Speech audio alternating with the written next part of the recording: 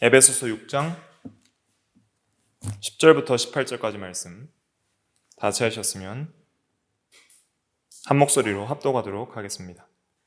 시작. 끝으로 너희가 주 안에서와 그의 힘의 능력으로 강건하여지고 마귀의 간계를 능히 대적하기 위하여 하나님의 전신갑주를 입으라. 우리의 씨름은 혈과 육을 상대하는 것이 아니요 통치자들과 권세들과 이 어둠의 세상 주관자들과 하늘에 있는 악의 영들을 상대함이라. 그러므로 하나님의 전신갑주를 취하라. 이는 악한 날에 너희가 능히 대적하고 모든 일을 행한 후에 서기 위함이라. 그런즉 서서 진리로 너희 허리띠를 띠고 의의 호심경을 붙이고 평안의 복음이 준비한 것으로 신을 신고 모든 것 위에 믿음의 방패를 가지고 이로써 능히 악한 자의 모든 불화살을 소멸하고 구원의 투구와 성령의 검 곧 하나님의 말씀을 가지라. 모든 기도와 간구를 하되 항상 성령 안에서 기도하고 이를 위하여 깨어 구하기를 항상 힘쓰며 여러 성도를 위하여 구하라. 아멘. 네, 오늘 개혁교회 글이 50번째 시간으로서 타락한 천사들이라는 제목으로 하나님 말씀을 증거하겠습니다. 먼저 오늘 신앙고백집 한번 보도록 하겠습니다. 페이지는 395페이지고요. 대의문답 19문답. 섭리에 관한 내용인데 이제 창조와 이어서 천사들의 타락을 오늘은 다루려고 하기 때문에 섭리에 대한 것들 같이 한번 빨간색 글씨 앞부분만 좀 읽어보도록 하겠습니다. 19문 천사들에 대한 하나님의 섭리는 무엇인가? 답을 같이 읽어볼게요. 시작. 하나님께서는 자신의 섭리로 천사들 중 일부가 자발적으로 그리고 회복될 수 없이 죄와 멸망으로 타락하게 허용하셨는데 그 과정과 그들의 모든 죄들은 하나님 자신에게 영광이 돌아가도록 제한하고 정돈하셨다. 네. 그래서 하나님께서 그 16문답에도 보면은 모든 천사들을 선하게 창조하셨는데 특별히 그 천사들 중에 일부가 타락하도록 그렇게 허용하셨다라고 말하고 있습니다. 그래서 오늘은 이제 개혁교회 글이 50번째 시간으로서 타락한 천사들에 대해서 오늘 읽은 본문 말씀을 중심으로 해서 또 그 외에 또 필요한 교리적인 내용들을 성경을 근거해서 좀 살펴보도록 하겠습니다. 먼저 성도의 원수들에 대해서 살펴보겠습니다. 성도의 원수 하면 이제 네 가지를 생각하시면 됩니다.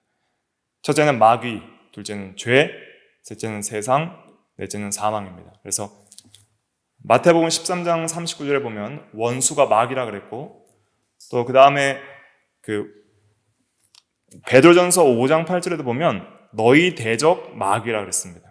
마귀가 대적입니다. 그래서 우리가 싸워야 될 원수들이 있습니다. 대상이 있습니다. 그 중에 첫째가 마귀라 할 수 있고 또 둘째가 죄입니다. 히브리서 12장 4절에 보면 너희가 죄와 싸우되 아직 피 흘리기까지는 대항하지 아니하였다라고 책망하는데 죄도 싸워야 될 싸움의 대상이고 마귀입니다. 이 죄가 어디에 있죠? 우리 안에 있습니다. 내 안에 죄가 있는 거예요. 그러니까 또 다른 말로는 평생 원수가 나예요. 자기 자신이 원수입니다. 자기가 원수입니다. 그래서 죄 옆에다가 자기가 원수다라고도 생각을 할 수가 있습니다. 자기 자신이 원수예요. 자기 안에 죄가 있기 때문에. 자기와 싸워야 됩니다. 또 세 번째는 세상이 또 원수가 됩니다.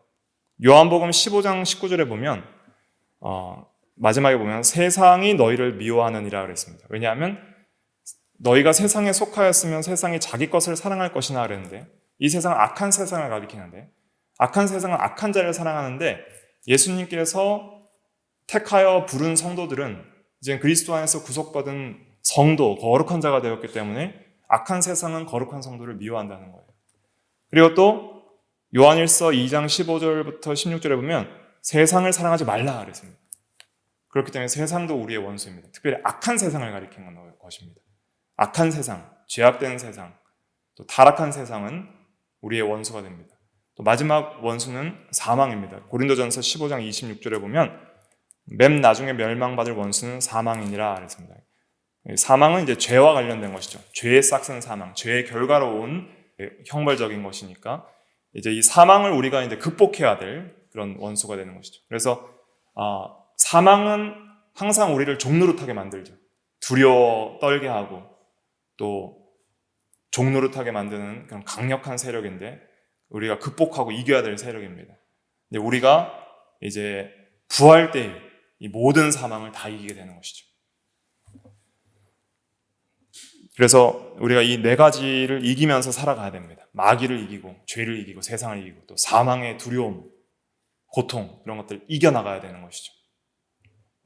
오늘은 이제 특별히 마귀 플러스 마귀의 졸개들, 부하들인 귀신들과의 전투에 대해서 살펴보도록 하겠습니다.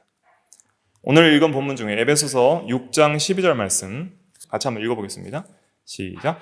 우리의 씨름은 혈과 육을 상대하는 것이 아니요 통치자들과 권세들과 이 어둠의 세상 주관자들과 하늘에 있는 악의 영들을 상대합니다. 네. 그래서 우리의 씨름은 어떤 혈육이 아니라는 것이죠.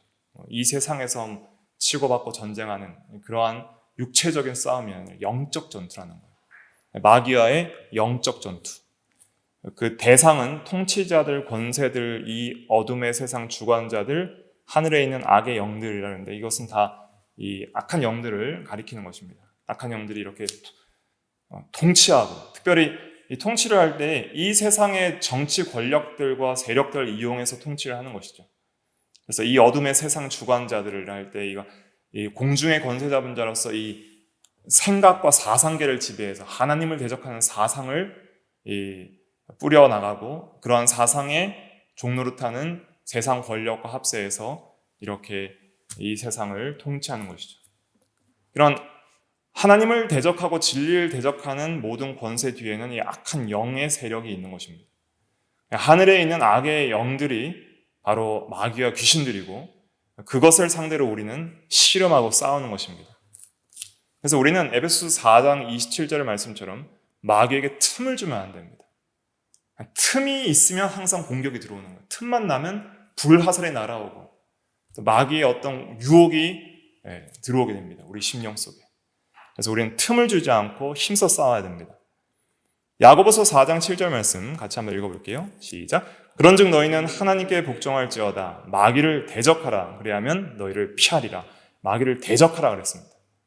그래서 우리가 오늘 이 시간에 기억해야 될 것은 저번 시간에는 우리가 선한 천사들에 대해서 생각하면서 이 영적인 세계가 존재하며 또 선한 천사들이 또 교회와 성도들을 위해서 함께 한 것에 대해서 성경적으로 살펴봤습니다. 그렇다면 오늘은 또 생각해야 될 것은 무엇이냐면 우리가 이 세상을 살아가면서 보이지 않는 악한 영들의 활동과 세력을 생각을 해야 되는 거예요. 그래서 악한 영들이 역사하고 강력한 권세와 통치를 가지고 주관하며 우리에게 이 대적이 되어서 어떻게 하냐면 우는 사자같이 두루다니며 삼킬 자를 찾고 있는 것입니다. 베드로전서 5장 8절 같이 한번 읽어보겠습니다. 시작. 근신하라 깨어라 너희 대적 마귀가 우는 사자같이 두루다니며 삼킬 자를 찾나니 지금 이렇게 활동하고 있는 거예요. 마귀는 게으르지 않습니다. 부지런합니다. 쉬지 않습니다. 항상 깨어 있습니다. 마귀는 항상 깨어 있습니다. 항상 깨어서 삼킬 자를 찾습니다. 근데 우리는 깨어있지 못할 때가 있다는 것이죠. 그러면 틈을 주는 거예요. 그 틈을 통해서 마귀는 우리 가운데 들어와서 우리를 유혹하게 되는 것이고 죄악에 넘어지게 하고 마귀의 종, 죄악의 종 노릇하게 하는 것입니다. 근신하라 깨어라. 항상 깨어서 정신을 차리고 마귀의 역사를 생각을 하고 진리를 붙들고 기도하며 성령을 따라 주님을 의지해서 마귀와 싸우되 힘써 싸우는 우리가 되어야 하는 것이죠. 그래서 우리의 영적 전투는 지금 끝나지 않고 항상 진행 중이다 하는 것을 기억하고 깨어 있어야 됩니다. 깨어 있는 신앙, 이것이 중요한 것입니다. 이런 것을 생각하지 못하고 마귀가 있든지 말든지 상관도 없이 그렇게 살아가는 사람들은 반드시 죄악에 넘어지게 될 것입니다. 왜냐하면 마귀는 죄를 짓도록 우리를 공격하기 때문입니다. 우리를 죽이는 방법은 하나예요. 마귀는 죄 짓게 하는 거예요. 마음속에 들어와서 유혹의 욕심을 불어넣어서 죄 지으면 우리는 죽는 거예요.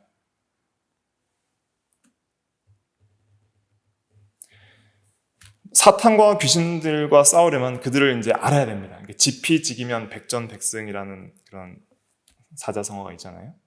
그래서 사탄의 특징, 능력, 전략, 약점 등을 꿰뚫어야 됩니다. 성경에 다 나와 있습니다.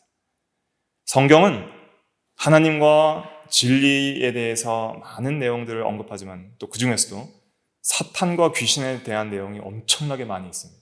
구약 성경 가운데 9권의 책, 창세기, 레위기, 신명기, 역대상, 욥기, 시편, 이사야, 에스겔, 스가랴, 그리고 신약 성경 전체가 사탄을 언급하고 있습니다. 그만큼 중요하다는 거예요. 이 대적을 잘 알고 깨어서 근신하여 싸우지 않으면 우리 거룩한 성도들은 거룩함과 경건함과 의로운 생활을 지켜나갈 수 없다는 것. 이것을 성경은 강조하고 있습니다. 자, 그러면 이제 지금부터 지피지기면 백전백승이니 그 타락한 천사들을 우리가 진리 안에서 잘 살펴봐야 되겠습니다. 첫째, 타락한 천사들은 누구인가? 1번 같이 읽어보겠습니다. 시작. 사탄 마귀는 원래 피조된 선한 천사였다. 원래 선한 천사로 창조되었습니다. 에스겔 28장 12에서 15절 제가 나눠드린 프린트에도 있습니다. 거기에 보면 간단하게 설명드리겠습니다. 이 두로 왕에 대한 그런 말씀인데 거기에 집중해서 보셔야 될 것은 이 두로 왕만을 가리키는 것이 아니라 이 두로 왕은 사탄을 상징하는 단어입니다. 두로 왕은 사탄을 상징하는 거예요. 그래서 이 내용을 잘 읽어보면 알 수 있습니다. 첫째로 너는 12절 마지막에 보면 너는 완전한 도장이었고 지혜가 충족하며 온전히 아름다웠도다. 사탄이 굉장히 지혜롭고 영광스럽고 아름다웠다는 것을 알 수 있습니다. 근데 그 사탄이 어디에 있었냐면 두로 왕이 아니라 사탄인 걸 어디에서 알 수 있냐면 13절에 보면 내가 옛적에 하나님의 동산 에덴에 있어서 그랬잖아요. 에덴에 두로 왕이 있을 수 없잖아요. 그러니까 이것은 사탄을 상징하는 것이다 하는 것을 알 수 있습니다. 그 다음에 14절에도 보면 너는 기름 부음을 받고 지키는 그룹이며, 그룹은 뭘 말씀하고 있는 것이죠? 천사들을 가리키는 단어죠. 그래서 선한 천사로 태초에 창조받은 것을 알 수 있습니다. 15절에도 보면 내가 지음을 받던 날부터 내 모든 길이 완전하더니 선하게 창조되었더니 마침내 내게서 불의가 드러났도다. 타락했다는 것입니다. 그래서 원래 선하게 창조되었고 굉장히 아름답고 존귀한 천사였는데 그가 교만하여 타락하게 됩니다. 2번 같이 한번 읽어보겠습니다. 시작. 교만하여 타락했고 악한 천사, 악한 영이 되었다. 그 교만에 대해서는 이사야 14장 12절부터 15절이 증거하고 있습니다. 이사야 14장 12절부터 15절은 같이 읽어보겠습니다. 시작. 너 아침의 아들 계명성이여 어찌 그리 하늘에서 떨어졌으며 너 열국을 엎은 자여 어찌 그리 땅에 찍혔는고 내가 내 마음에 이르기를 내가 하늘에 올라 하나님의 뭇별 위에 내 자리를 높이리라 내가 북극 지폐의 산 위에 앉으리라 가장 높은 구름에 올라가 지극히 높은 이와 같아지리라 하는도다. 그러나 이제 내가 스올 곳 구덩이 맨 밑에 떨어짐을 당하리로다. 너여 아침의 아들 계명성이요. 이 계명성은 사탄을 상징하는 단어입니다. 이 계명성이 킹 제임스 버전에서는 루시퍼라고 번역이 됩니다. 그래서 이 계명성의 번역인 루시퍼라는 이름 때문에 사탄의 이름이 루시퍼라는 그러한 명칭으로도 불리게 되는 것인데 원어에는 루시퍼라는 단어가 없습니다. 번역본에만 있는 것입니다. 근데 이 계명성이 어떻게 교만하게 됐냐면 13절에 보면은 내 마음에 이르기를 내가 하늘에 올라 하나님의 뭇별 위에 내 자리를 높이리라. 하나님보다 높아지려 했다는 것입니다. 14절에 보면 가장 높은 구름에 올라가 지극히 높은 이와 같아지리라. 하나님같이 되려고 했다는 것입니다. 그때 이제 떨어짐을 당하는 이 타락의 길을 걷게 되었습니다. 부패하여 타락은 떨어졌다는 것이잖아요. 부패하여 악한 천사가 되었다는 것입니다.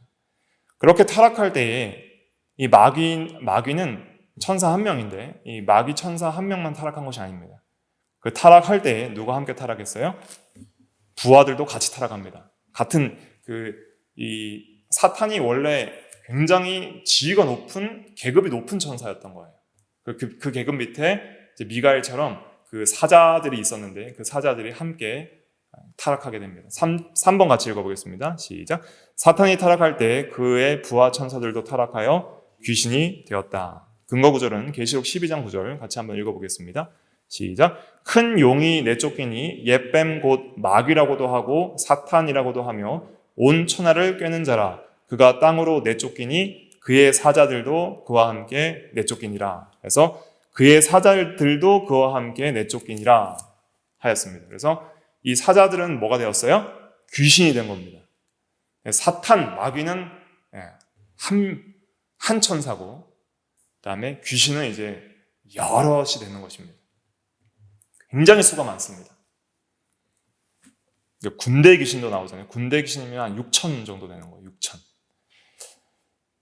자, 4번 같이 읽어보겠습니다. 시작. 타락 시기는 창조 이후 인간 타락 이전이며 정확한 시기는 알 수 없다. 예, 그래서 창조 이후에 타락했는데 또 인간 타락 이전에 먼저 타락해서 인간을 타락시킨 것을 성경을 통해서 알 수 있지만 정확히 언제 타락하였는지는 우리가 알 수 없습니다. 그 다음에 사탄과 귀신의 명칭들에 대해서 살펴보도록 하겠습니다. 사탄과 마귀는 이제 같은 그 타락한 천사의 장을 가리키죠. 그래서 히브리어로 사탄이라고 합니다. 그래서 그대로 옮겨서 사탄입니다. 영어로는 Satan이라고 그러고, 그 다음에 헬라어로는 사타나스 이렇게 읽습니다. 사타나스. 히브리어로 사탄. 그래서 우리 한글로도 사탄입니다. 과거에는 사단 그랬는데 원래 사탄이 더 정확한 발음이라 할 수 있습니다. 단수로 사용됩니다. 혼자 있는 타락한 천사이죠. 뜻은, 사탄의 뜻은 뭐예요? 대적자, 반대자입니다. 대적하는 자입니다. 누굴 대적하냐? 하나님을 대적하고 성도와 교회를 대적합니다. 진리를 대적합니다. 이런 대적자입니다. 그 다음에 이제 마귀도 같은 단어인데 사탄이라고도 하고 마귀라고도 하고 사탄이라고도 하는 옛뱀이 있다고 그랬죠. 계시록 12장 9절에 보면 동의어입니다. 마귀는 헬라어로 디아볼로스입니다. 디아볼로스. 그래서 단수입니다. 뜻은 비방하는 자, 고소하는 자입니다. 그러니까 비방을 계속해요. 욥기 1장에 보면 사탄이 누굴 비방해요? 하나님께 욥을 비방합니다. 욥이 왜 괜히 하나님을 경외하겠습니까? 하나님이 이렇게 물질과 건강의 복을 줘서 그렇지 않습니까? 욥은 그런 걸 다 걷어가 버리십시오. 그럼 욥이 당신을 원망할 것입니다. 그래서 욥을 비방하는 거예요. 또 하나님께 성도들을 비방하고 성도들에게 이제 성도들은 죄인이라고 그렇게 참소하는 자라고도 성경은 기록을 하고 있습니다. 또 사람에게 하나님을 비방합니다. 하와에게 뱀이 찾아왔을 때 창세기 3장에 보면 하와야 하나님께서 참으로 동산나무의 모든 실과를 따먹지 말라고 하시더냐? 이렇게 하나님의 선하심을 의심하도록 비방하는 거예요. 그래서 하나님께도 우리를 비방하지만 또 우리에게도 하나님을 비방합니다. 하나님은 의로운 분이 아니야. 하나님은 좋으신 분이 아니야. 라고 그렇게 비방을 합니다. 또 사람과 사람 사이에도 이간질하는 그런 악한 영이 이 마귀예요. 서로가 의심하게 하고 서로를 미워하게 하는 그러한 비방의 영, 그것이 마귀가 하는 일입니다. 그렇게 해서 온갖 죄악들과 미움을 강하게 하는 거예요. 아벨이 선한 제사를 드렸을 때에 가인을 충동해서 아벨을 미워하게 하는 것, 이러한 것들을 이제 사탄이 하는 것입니다. 그 이름의 뜻이 그렇습니다. 이름의 뜻부터가 엄청 악하잖아요. 대적자가 사탄이고 마귀는 뭐예요? 비방자예요. 비방자. 사탄은 대적자, 마귀는 비방자. 이런 존재가 사탄과 마귀이다 하는 것을 깨달아야 됩니다. 두 번째, 귀신은 무엇인가? 귀신은 이제 사람이 죽으면 원한이 맺히면 귀신이 되는 게 아닙니다. 절대로 이렇게 생각하시면 안 됩니다. 오늘날 그리스도인 중에도 아직 이 사탄과 귀신에 대한 진리를 모르는 사람 중에 이런 오해를 가지고 계신 분들이 많이 있더라고요. 절대 사람의 영혼은 귀신이 되지 않습니다. 구천을 떠돌아다니면서 한을 품고 다니는 것이 아닙니다. 사람의 영혼이 죽으면 즉시 어디를 가거나 어디를 가요? 천국을 가거나 지옥을 가지. 이 세상을 떠돌면서 귀신이 되는 것은 아닙니다. 귀신은 뭐예요? 타락한 천사들의 무리입니다. 마귀의 졸개들이 타락해서 귀신이 된 것입니다. 그 귀신은 헬라어로 다이모니온이라고 합니다. 다이모니온. 그래서 영어로는 디몬, 뭐 데몬 이런 말들 많이 하잖아요. 다이모니온에서 나온 겁니다. 디몬스. 그래서 이것이 귀신입니다. 그래서 이제 그 헬라어로는 다이모니온이라고 하고 그다음에 영을 해당하는 푸뉴마를 쓰기도 합니다. 그래서 하나님의 영, 또 사람의 영혼을 가리킬 때도 푸뉴마를 쓰지만 악한 영을 가리킬 때도 푸뉴마를 씁니다. 더러운 영, 악한 영들을 상대함이라 그랬잖아요.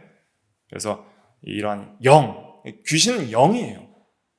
천사들은 육체가 있어요, 없어요? 없습니다. 히브리서 1장 14절에 보면 섬기는 영이라 그랬어요. 천사들도 육체가 없습니다. 그러나 일시적으로 그의 사역을 위해서 육체적인 모습으로 잠시 육체를 가질 수 있지만은 그것은 천사의 고유한 본질적 그러한 육체는 아닌 것이죠.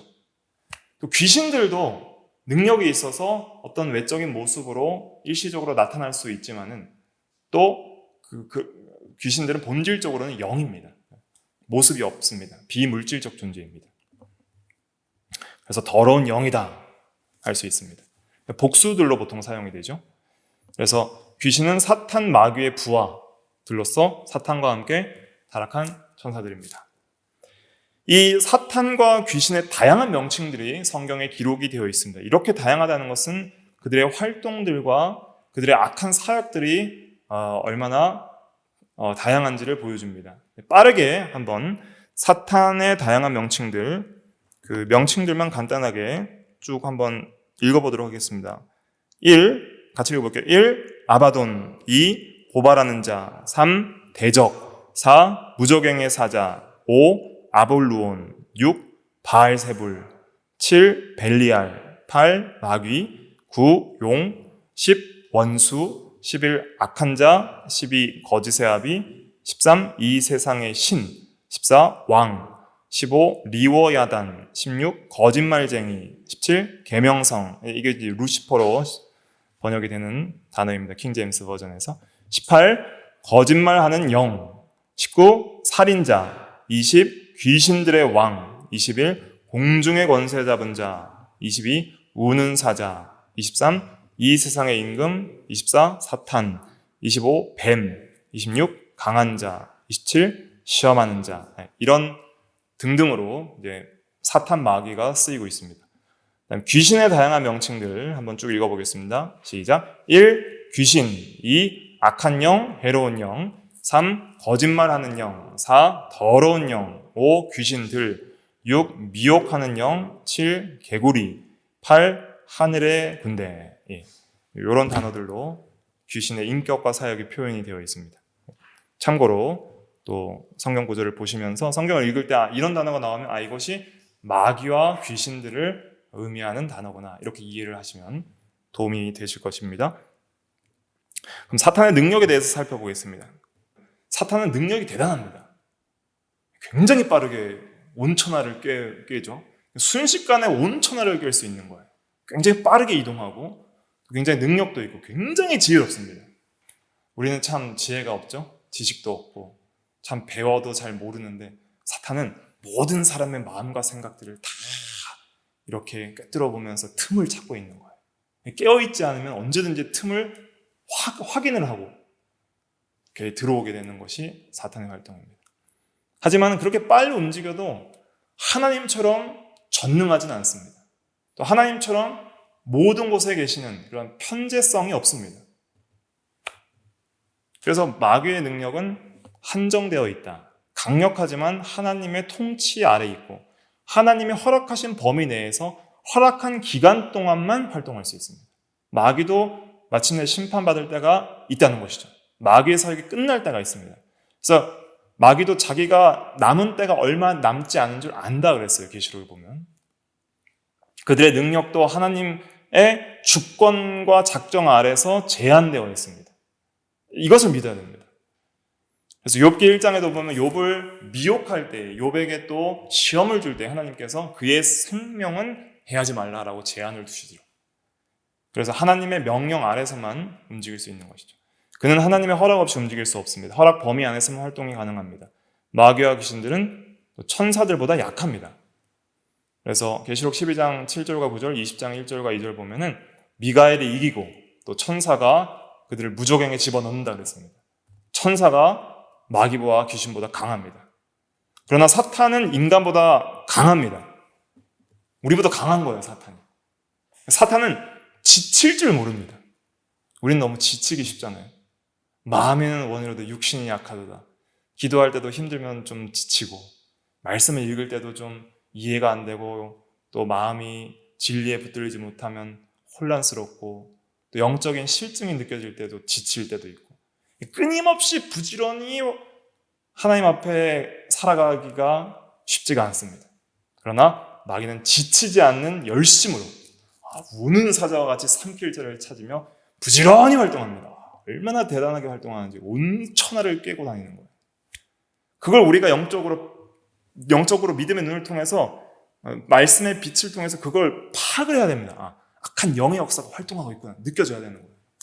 악한 영의 역사가 지금 세상을 깨고 사람들의 마음속에 들어와서 활동하고 또 믿지 않는 자들의 마음속에 진리를 막아 그리스도의 복음의 빛이 비치지 못하게 하고 우리 속에도 들어와서 유혹의 욕심을 불러일으키고 교만하게도 하고 낙심케도 하는구나.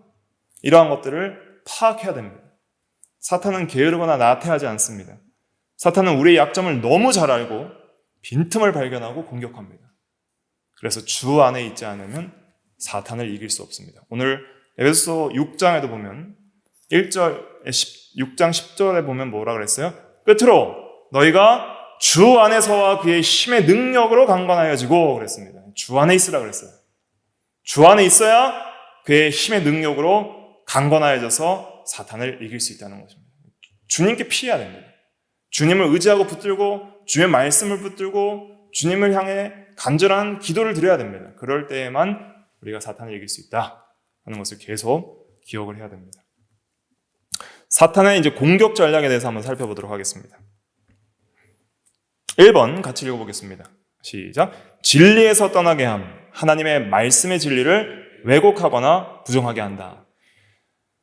사탄은 거짓의 영입니다. 그렇기 때문에 진리에서 떠나게 한 그런 영입니다. 진리 안에 있으면 건드릴 수가 없어요. 거짓의 영은 항상 거짓말로 공격을 하기 때문에 진리를 이길 수가 없습니다. 진리는 항상 거짓을 이기는 거예요. 그렇기 때문에 성도가 진리를 붙들고 있으면 사탄이 그 진리를 붙드는 성도를 이길 수가 없습니다. 그렇기 때문에 진리에서 어떻게 하든지 떠나게 하는 그러한 역사가 사탄의 유혹이며 공격인 것이죠.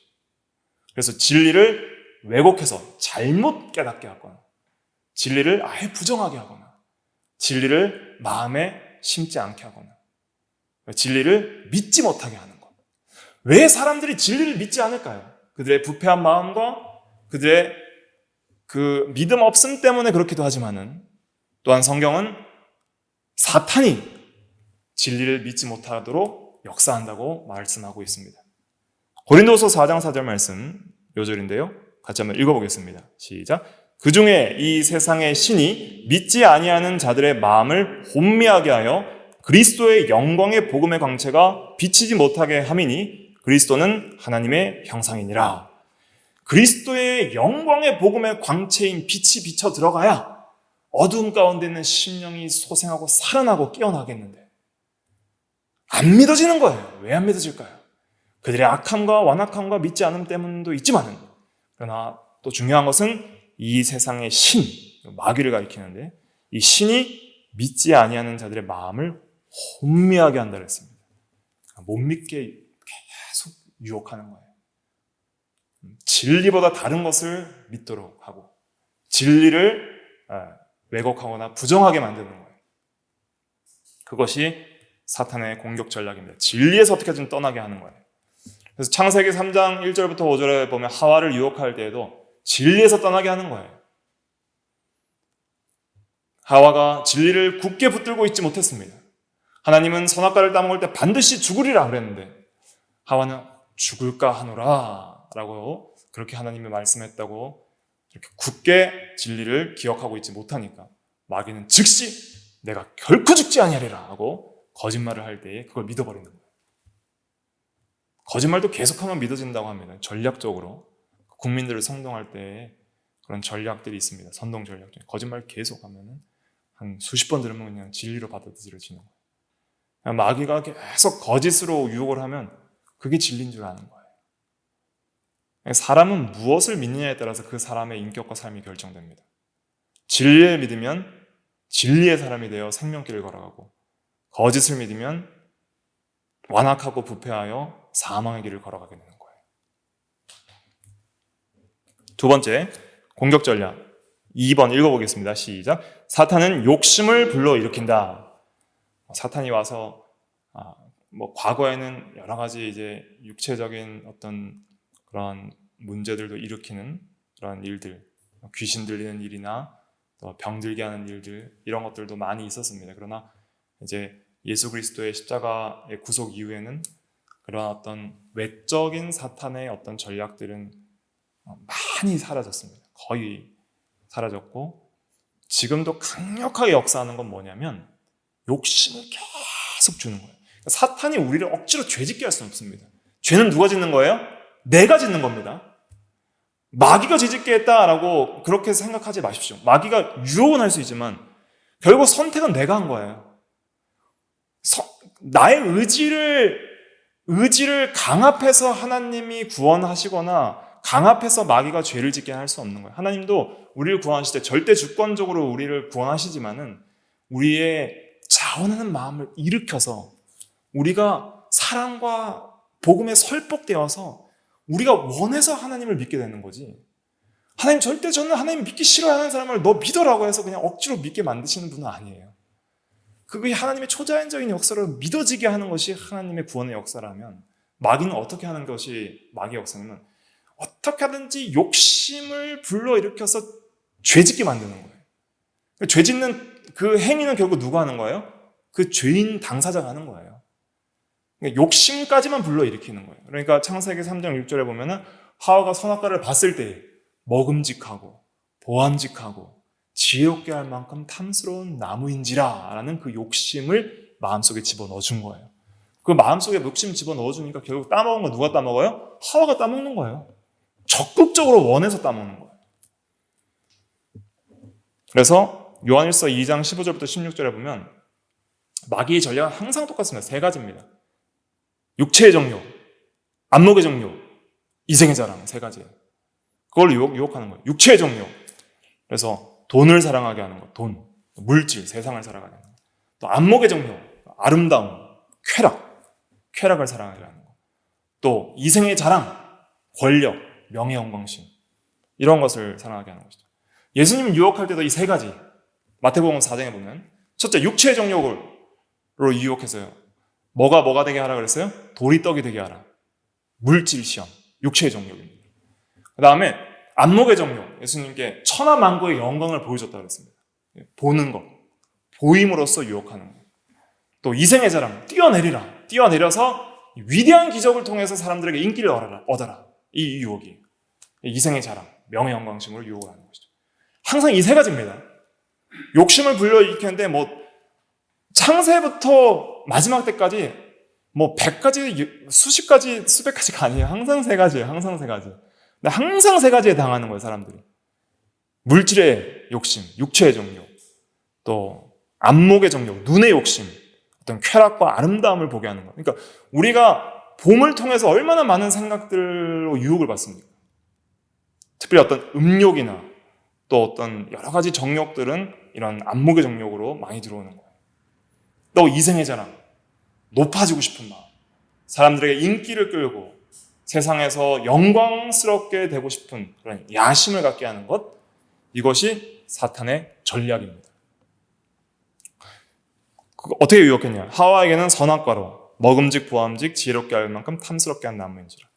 노아에게는 포도주에 취해서 그렇게 포도주의 아름다움, 술의 아름다움과 또 술의 어떤 즐거움에 취해서 방탕하게 만드는 것이죠. 또 게하시에게는 옷과 은 달란트. 이건 육체의 정욕, 물질 시험이죠. 다 찾아보지는 않겠습니다. 시간 관계상. 나중에 한번 찾아보세요. 아간에게는 외투와 은금으로 이제 그걸 탐하여 가져갔다 그랬습니다. 여호수아 7장 21절은 한번 읽어볼까요? 여호수아 7장 21절 프린트에도 있는데 같이 읽어보겠습니다. 시작. 내가 노력한 물건 중에 시날산의 아름다운 외투 한 벌과 은 200세겔과 그 무게가 50세겔 되는 금덩이 하나를 보고 탐내어 가져갔나이다. 보세요. 보고 탐내어 가져갔나이다. 이거 마귀의 유혹인 거예요. 보고 탐내어 가져가게 하는 것. 그리고 다윗에게는 벌거벗은 여자로 유혹을 했습니다. 사무엘하 11장 2절 한번 읽어보겠습니다. 시작. 저녁 때에 다윗이 그의 침상에서 일어나 왕궁 옥상에서 거닐다가 그곳에서 보니 한 여인이 목욕을 하는데 심히 아름다워 보이는지라. 의롭고 거룩한 삶을 살면 이 여인이 밖에서 목욕을 하면 어찌 정숙하지 못하고 밖에서 목욕을 하느냐. 당장 안에 들어가서 목욕하거라 라고 이렇게 통치할 텐데 의롭게. 그 모욕한 여인이 아름답게 보이니까 누구냐 데려와라 라고 해서 동심을 하는 거예요. 이것이 안목의 정욕.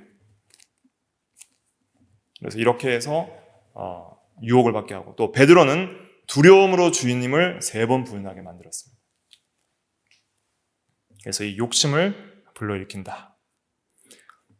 공격 전략 3번째 3번 같이 읽어보겠습니다. 시작. 사탄은 하나님의 일에 대한 신자의 열심을 저지하거나 제거한다. 낙심케 한다. 또 여기는 안 나와 있지만 교만도 한번 써보겠습니다. 교만. 낙심과 교만, 이 2가지로 이제 유혹을 하는 것입니다. 자, 고린도후서 12장 7절 말씀 같이 한번 읽어볼게요. 시작. 여러 계시를 받은 것이 지극히 크므로 너무 자만하지 않게 하시려고 내 육체에 가시고 사탄의 사자를 주셨으니 이는 나를 쳐서 너무 자만하지 않게 하려 하심이라. 그래서 사탄의 사자를 줬습니다. 육체에 가시. 이것 때문에 많이 바울이 낙심을 한 것이죠. 그러나 또 이 교만하게 하는 것도 있습니다. 그 시몬 베드로가 교만했죠. 모두가 주를 부인할지라도 나는 결코 주님을 부인하지 않겠습니다. 이건 신앙적 교만이에요. 주님을 의지하지 않았습니다. 그때 이제 완전히 실패하게 만듭니다. 그래서 밀 까부듯이 사탄이 시몬을 시험하게 하고 또 모든 제자들을 시험하게 해서 이제는 두려워하여 주님을 떠나게 만드는 것이죠. 그리고 모든 제자들은 믿음이 떨어지고 낙심하게 됩니다. 나는 주의 사도라 일컬음을 받을 자격이 없도다. 나는 주님을 3번이나 부인하였도다. 엄청난 낙심 속에서 괴로워했을 거예요. 그러나 예수님께서 기도해 주셨죠? 누가복음 22장 32절 같이 읽어볼게요. 시작. 그러나 내가 너를 위하여 내 믿음이 떨어지지 않기를 기도하였노니 넌 돌이킨 후에 내 형제를 굳게 하라. 이렇게 교만하였다 실패하여 낙심합니다. 그때 주님의 기도 때문에 완전히 낙심하지 않고 회개하고 돌이켜서 형제를 더 굳게 할 수 있는 능력 있는 사도가 되고 참 믿음의 사도가 되게 되는 것이죠. 그래서 교만하게 하거나 또 절망하게 하는 것이 사탄의 공격 전략입니다. 공격 대상을 한번 살펴보겠습니다. 어디를 공격하느냐? 마음과 생각을 공격합니다. 그러니까 우리 마음이 영어로는 뭐예요? heart잖아요. 심장이에요, 심장. 우리 몸에서 심장이 제일 중요하잖아요.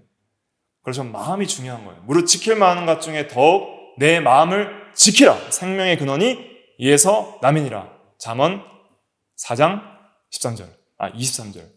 그래서 우리 마음을 지키는 것이 중요합니다. 근데 중요한 거는 마음을 공격하는 거예요. 나중에 살펴보겠지만 이 마음에 뭘 붙여야 돼요? 의의 호심경, 의의 흉패, 의의 갑옷, 보호막을 붙여야 되는 것이죠. 간단하게 읽지는 않고 제가 간단하게 설명드릴게요. 요한복음 13장 2절에 보면은 마귀가 벌써 시몬의 아들 가룟 유다의 마음에 뭘 넣었어요? 예수를 팔 생각을 넣었더라. 마음에 생각을 넣는 거예요. 욕심과 생각. 예수를 왜 팔려고 했을까요? 가룟 유다가 성경에 보면 은 30이 탐하여서 은 30을 얻고자 해서 은 30냥의 예수님을 팔아버리는 거예요. 그 돈의 욕심 때문에. 돈꾀를 맡은 자라. 그는 도적이라. 돈을 사랑하여서 돈을 훔쳐가는 자라고 요한복음에 말을 하고 있습니다. 사도행전 5장 3절 같이 그냥 읽어보겠습니다. 시작. 베드로가 이르되 아나니아야 어찌하여 사탄이 내 마음에 가득하여 내가 성령을 속이고 땅값 얼마를 감추었느냐. 교회에서 명화 영광심을 얻기 위하여 헌금을 전 재산을 다 바쳤다고 거짓말하고 어느 정도 속여놓은 거예요. 그럴 때 사탄이 내 마음에 가득하여 성령 하나님을 속였다고 베드로가 책망을 하게 됩니다. 그래서 이 마음, 또 고린도 후서 11장 3절에도 보면 하루를 미혹할 때 같이 우리의 마음을 미혹한다 그랬고, 또 아까 읽은 고린도 후서 4장 4절에도 마음을 혼미하게 한다. 그래서 보니까 마음을 공격하는구나 하는 것을 이 4절을 통해서도 우리가 생각할 수가 있겠습니다. 자, 그러면 이제 오늘 남은 시간에 좀 우리가 오늘 본문을 중심으로 하나님의 전신갑주에 대해서 생각해 보도록 하겠습니다. 오늘 에베소서 6장 10절과 11절 다시 한번 읽어볼게요. 시작. 끝으로 너희가 주 안에서와 그의 힘의 능력으로 강건하여지고 마귀의 간계를 능히 대적하기 위하여 하나님의 전신갑주를 입으라. 먼저 주 안에서 그의 힘의 능력으로 우리가 강해져야 됩니다. 주 안에 있을 때 우리는 모든 것을 할 수 있고, 내게 능력 주신 자 안에서 내가 모든 것을 할 수 있느니라. 빌사 1:3 그랬고, 너희가 내 안에 있을 때에 열매를 맺고 내 안에 있지 않으면 아무것도 열매를 맺을 수 없다고 예수님께서 요한복음 15장에 말씀을 하셨습니다. 5절에. 주 안에 있어야 됩니다. 주 안에 있으려면 주님의 말씀을 붙들고 주님을 의지하여 기도하고 주님을 의지하여 순종하는 삶을 살아가야 돼요. 계속 주님을 생각하고 주님을 사랑해야 됩니다. 주님을 사랑하고 주님을 생각하고 진리를 믿고 붙들고 기도하는 생활에 힘을 써야 주 안에 있을 수 있습니다. 그때 그의 힘의 능력이 우리에게 공급되고 강건하여져서 마귀를 이길 수 있습니다. 그래서 야고보서 4장 7절에 보면 그런즉 너희는 하나님께 복종할지어다 마귀를 대적하라 그리하면 너희를 피하리라 하나님을 가까이 하라 그리하면 너희를 가까이 하시리라 그랬습니다. 하나님을 가까이 하고 하나님에 복종하는 것이 주 안에 있는 방법이고, 그럴 때에 하나님이 우리와 함께 하시고 마귀를 이길 수 있는 힘을 주실 때 마귀를 이길 수 있게 됩니다. 주님 안에 있는 방법은 진리 안에서 믿고 의지하며 기도하고 사랑하고 순종하는 것이다 그랬습니다. 전신갑주를 이제 빠르게 보도록 하겠습니다. 먼저 방어 갑옷이 있고요. 공격 무기 2개 있습니다. 말씀과 기도입니다. 공격 무기는 말씀과 기도. 그것이 17절 18절 말씀 기도, 17절 말씀 18절 기도. 그다음에 그 전절은 전신갑주인데, 전신갑주는 이 전체 갑옷을 말하는 거예요. 그 전신무장을 말하는 거예요. 전신무장. 그래서 우리가 그 로마 시대 때 이제 이 성경에 쓰여져 있는 로마 군사들도 이 전체 이 갑옷으로 무장을 하거든요. 그래서 이렇게 통으로 짠 이 철로 된 무슨 철 망사와 같은 옷을 이렇게 입어요. 통으로 된 쭉 이렇게 쭉 늘어지는 그러한 옷을, 가운 같은 옷을 먼저 입습니다. 그 다음에 첫째로 하는 게 뭐예요? 허리띠를 매는 거예요. 허리띠를 매서 그 옷을 이제 탁 붙드는 거예요. 먼저 차야 될 게 허리띠를 차야 돼요. 그것은 이제 이 몸을 동이는 걸 가리키는 거예요. 근데 오늘 본문에 보면 진리의 허리띠라 했습니다. 진리의 허리띠. 이 전신갑주는 다 외우셔야 됩니다. 그래서 첫째는 뭐예요? 진리의 허리띠. 그래서 이것은 내용과 태도를 가리키는 거예요. 자, 허리띠의 내용은 뭐냐? 진리고, 그리고 이 허리띠를 묶는 것은 뭘 상징하냐면 태도와 마음가짐을 상징하는 거예요. 그 전투 태세를 갖추는 거예요. 이제는 준비하면서 허리띠를 딱 매는 거예요. 허리띠에 뭐도 차요? 칼도 차고 그 허리에 힘을 주는 거예요. 그래서 이제 마음의 무장을 하는 거예요. 사기를 다지는 거예요. 가자, 싸우자, 이기자 하면서 허리띠를 차는 거예요. 진리의 내용으로 마음을 동이는 거예요. 그래서 허리띠가 진리고, 그 진리로 허리에 찬다는 것은 마음을 진리로 동여서 그 전투 태세를 갖춘다는 거예요. 사기를 증진시키고 힘써 싸우자 하는 그러한 용기를 북돋는 것이죠. 전투 준비! 이렇게 하는 것이죠. 허리띠를 차면서.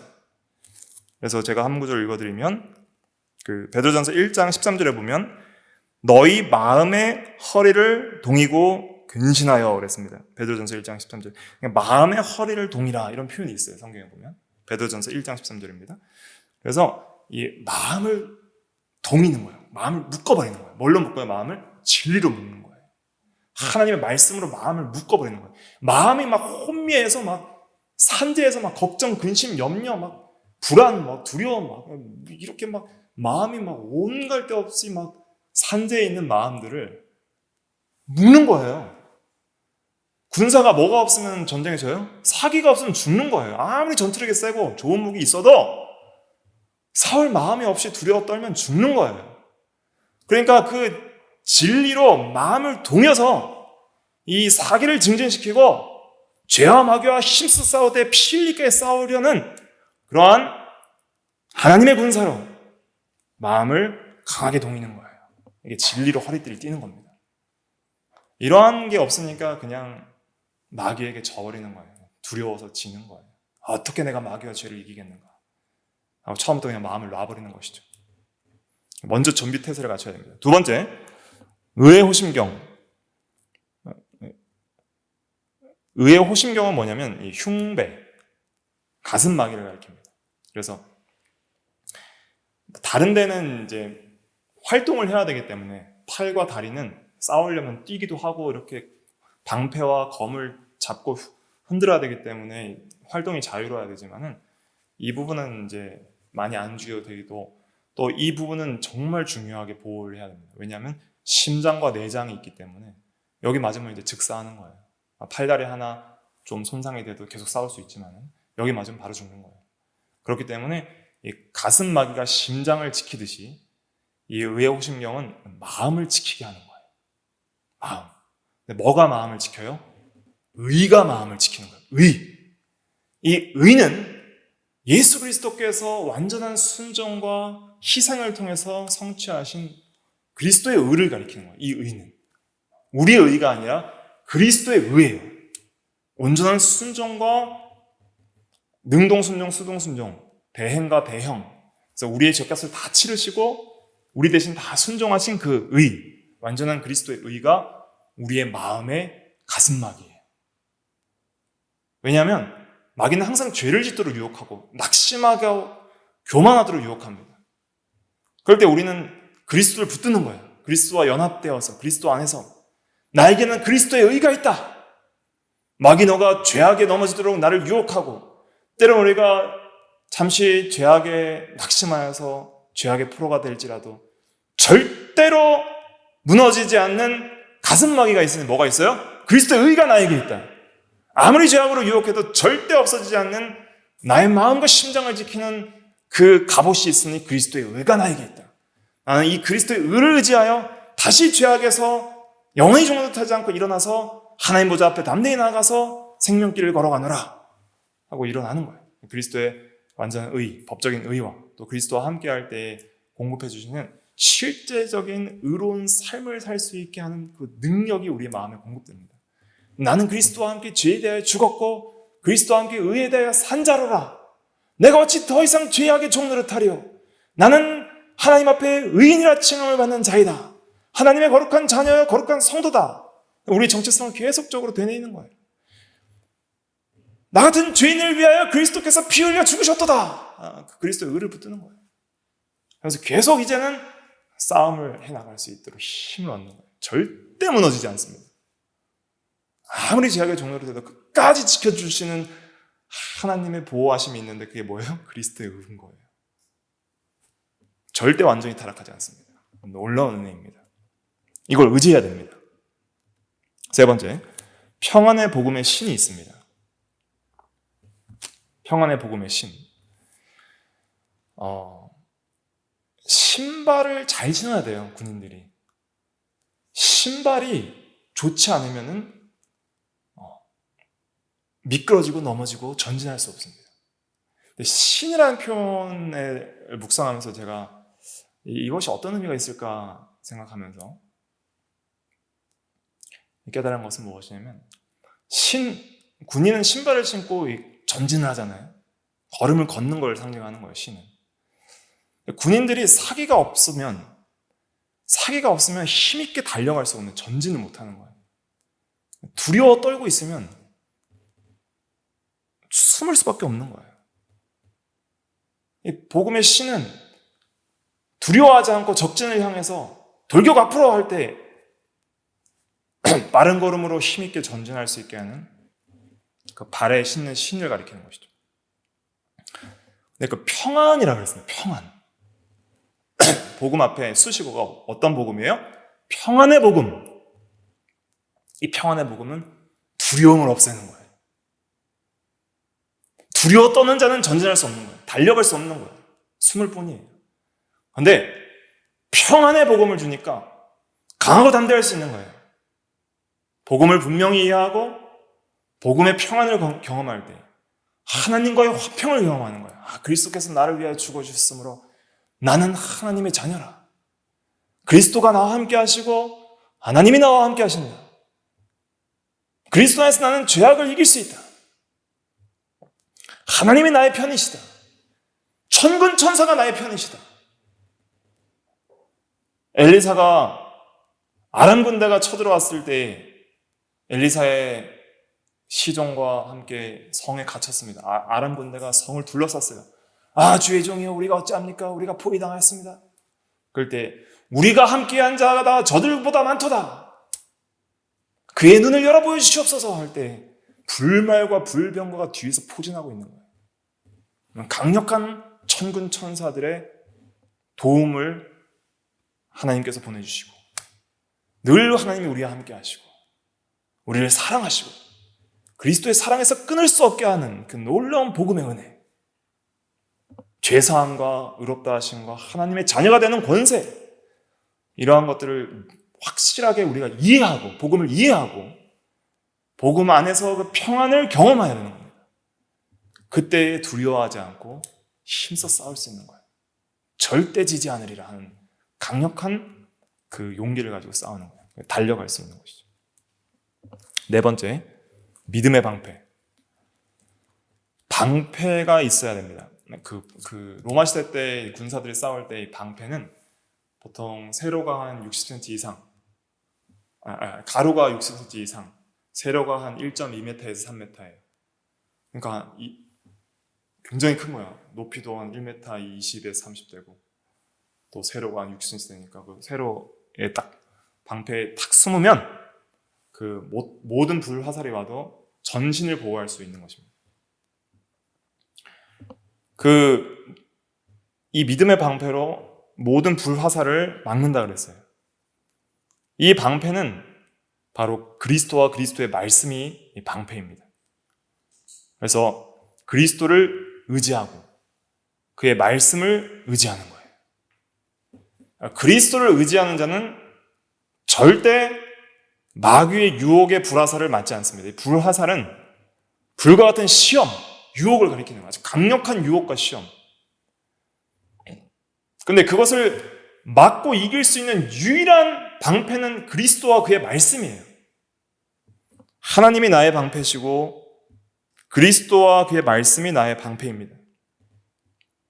한 구절 읽어드리면 시편 18편 2절에 보면 여호와는 나의 반석이시오 나의 요새시오 나를 건지신 이시오 내가 그 안에 피할 나의 바위시오 나의 방패시오 그랬습니다. 여호와가 나의 방패라고 시편 18편 2절에 말을 하고 있습니다.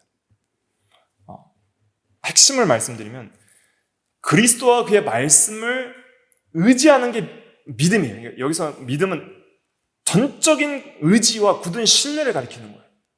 그리스도와 그의 말씀을 붙드는 거예요. 이게 적의 화살이 맹렬하게 쏟아 부어질 때 그때 살려면 어떻게 해야 돼요? 방패를 굳게 잡고 그 안에 숨어야 되는 거예요. 근데 나는 뭐 방패 필요 없어. 나는 잘 피할 수 있어. 하고 방패 버리면 죽는 거예요. 그런 것처럼 방패를 의지할 때에 불화살을 막을 수 있는데 우리가 방패를 의지하지 않을 때가 있습니다. 그리스도를 의지하지 않고 그의 말씀을 의지하지 않고 우리가 나태하고 교만할 때에 마귀가 틈을 보는 거예요. 그 틈. 비었구나. 지금 마음에서 그리스도를 떠나 있네? 마음에서 하나님의 말씀에서 떠나 있네? 마귀에게 틈을 줄 때 그때 우리 마음속에 불화살이 날아와서 심장에 꽂혀버리는 거예요. 그러면 우리 죄악의 유혹에 넘어질 수 있는 것입니다. 마지막에 구원의 투구. 그러니까 소망과 확신으로 머리를 보호하는 거예요. 머리를 보호해야 됩니다. 그래서 우리가 주님의 재림과 심판, 마귀의 멸망과 싸움의 끝, 그리고 반드시 승리할 것을 소망하고 확신하여 머리를 들어 위에 계신 주를 바라보십시오. 반드시 주님께서 재림하시면 세상과 마귀를 멸망시킬 것입니다. 우리의 구원은 완성될 것입니다. 싸움이 끝날 때가 있다는 거예요.